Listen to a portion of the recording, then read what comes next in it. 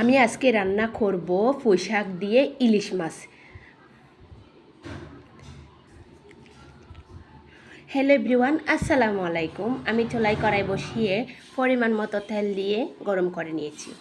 দিলাম লবণ, আর দিব পেঁয়াজ কুচি, আর দিব লাল মরিচ, আস্ত লাল মরিচ আমি দিয়ে একটু ভেজে নিব। ভাজা হয়ে আসছে, আমি দিয়ে দিলাম পেঁয়াজের পেস্ট। এটা একটু ভেজে নিয়েছি, ভাজা হয়ে আসছে। দিলাম হলুদের গুঁড়া, ধনিয়ার গুঁড়া আর জিরের গুঁড়া, সামান্য পরিমাণ লাল মরিচ, যাতে কালারটা সুন্দর আসে।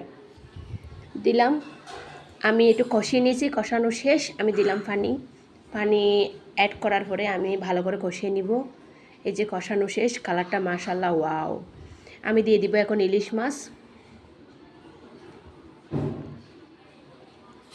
দিয়ে আমি একটু ভালো করে এক ফিট কষিয়ে নিব, যাতে মশলাটা ঢুকে। পরে আমি এটা একটু উল্টে দিব।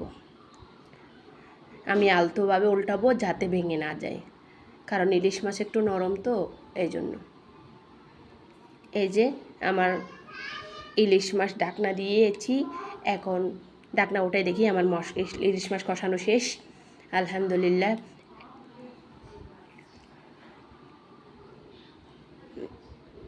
ওয়াও, কালারটা মাশাআল্লাহ অনেক সুন্দর আসছে।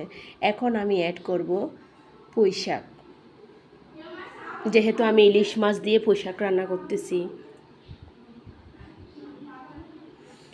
আমি আলতোভাবে নাড়বো। বেশি নাড়লে উপরে ইলিশ মাছ ভেঙে যাবে। আমি আগে শাকটা করে নিয়ে, এই যে আমার আলহামদুলিল্লাহ, আমি ধনিয়া পাতা দিয়ে নামিয়ে নিব। আমার রান্নাও কমপ্লিট হয়ে গেছে। মাশাআল্লাহ, তরকারিটা একটু স্বাদ হয়েছে বলার বাইরে। আপনারা ওইভাবে রান্না করে খেতে পারেন, অনেক স্বাদ হয় মাশাআল্লাহ। আল্লাহ হাফেজ, tata, bye bye, watching my video. আসসালামু আলাইকুম।